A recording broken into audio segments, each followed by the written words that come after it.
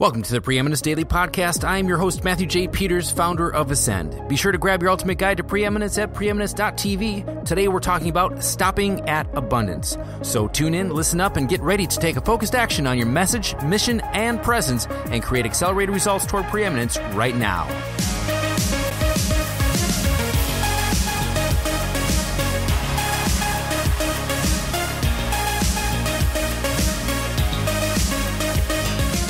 I've got to ask you, what are you really doing this all for?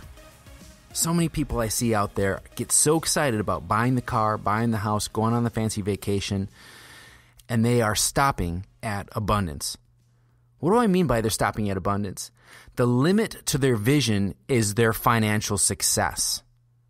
Let me say that again. The limit to their vision is their financial success. They stop at themselves. Yes, they're helping their clients. That's great. We should all be helping our clients. Whatever we sell, wherever we work, we should be helping the people that are paying us, right? But I want you to think further beyond that, because everybody I know, literally everyone I know who has succeeded financially feels empty. I got a taste of that feeling, and I realized that I needed to make myself, my dreams, my goals much bigger than where I was at right at the time. Here's the thing. I've said this before, is if you can accomplish it yourself, your dream is not big enough. You need to have a grand vision that you cannot complete yourself, something that scares you. If you are stopping at abundance, you are stopping at yourself and you're limiting your ability to transform this world. I truly believe that anybody can transform the world. Everybody has the opportunity to do so. We've seen it so many times, people who we would consider to have limits to their physical abilities or their emotional abilities, their financial abilities, their relationship abilities, but they turn the world on its end by changing the way we think about something, by changing the way they approached it, and by leading as the example, they changed the world for the better. There's been a lot of people who have changed the world for the worst, but we're talking about change the world for the better. Now, something that's become really, really popular, the buzzword right now, is the future. We're all talking about the future, and what does the future hold for us? If you look at futuring, which is a technology, they break it down into 4 different types of future. There is dark futures, dim futures, bright futures, and brilliant futures. I'm going to talk specifically about bright futures. When we stop at abundance, that is when we stop with us. That is a bright future. I've got the car. I've got a couple of houses. I've got a vacation house. We go on the best vacations around the world. I've got the white picket fence. My kids go to the best schools. I've got a nice retirement. It stops at us. That's a bright future. Doesn't matter how much more you can spend on a car, how much bigger your house is, it's still bright. There's that emptiness when you are sleeping at night and you wake up and you feel like, is that all there is? Is there something more? Yes, there is something more. It's the brilliant future. I've got to tell you, I went to an event and I wrote about this in the Preeminence guide. You got to get it at preeminence.tv. And in this guide, I mentioned something that happened to me actually fairly recent.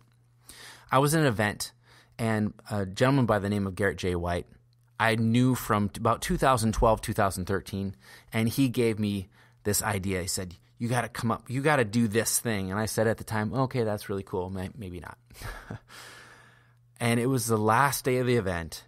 He was walking through the audience, and he stopped over by my table, and he looked over at me, and he said, some of you I met back in 2012, 2013, like Matthew here, stopped at abundance. But I decided to move much further beyond myself to create a movement. And I felt that. I felt that really strongly. And that's one of the reasons why I chose to do this podcast every day for you.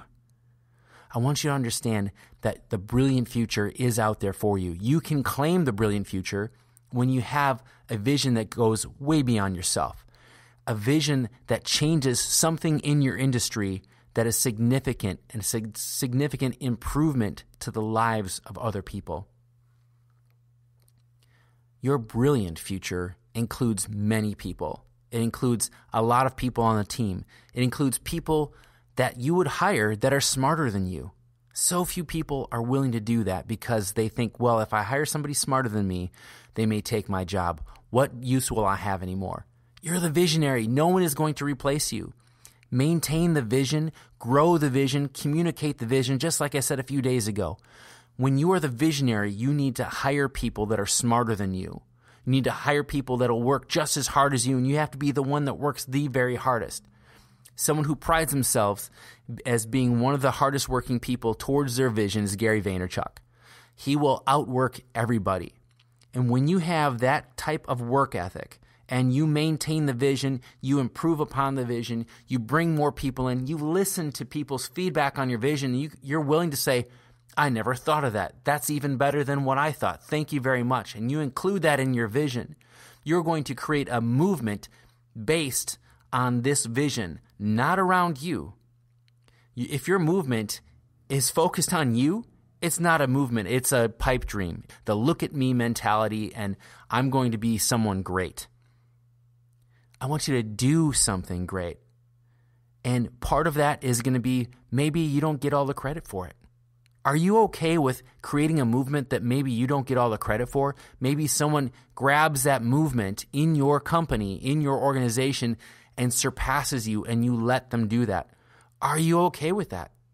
If you're looking for the brilliant future, you need many people like that to make the movement come alive, for them to take partial ownership in it, for them to see where they fit, where there's a place at the table for them. It's not about you. It's about us. It's about we. Your vision needs to be much bigger than yourself. Your action step today is to look beyond your abundance. If you're not doing that yet, you need to do that. Don't look at, I need to create $100,000 this month. I need to have a $10 million a year business. Then I know I've made it. So your action step is to expand your vision beyond yourself if you haven't yet. Do this today. Stretch your mind, stretch your thinking, stretch your willingness to work hard towards something that you can create that's going to live far beyond you. The way you're living today, the life you're leading, is the legacy you're leaving. Think about your legacy. Think about it being much bigger than you are right now. And I look forward to talking with you tomorrow.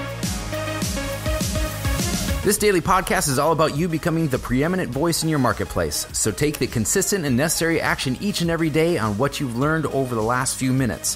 When, not if, when you're ready to take your business, your organization, your name, your brand, and your commitment to the level of preeminence, head on over to preeminence.tv where you can download your own copy of the Ultimate Guide to Preeminence, enroll in the Elevation program, and join us on one of our next live events. If you're not subscribed, simply visit iTunes, Stitcher, or Google Play right now and click subscribe. Until tomorrow, make today and each and every day count towards creating preeminence in your space and a legacy that matters.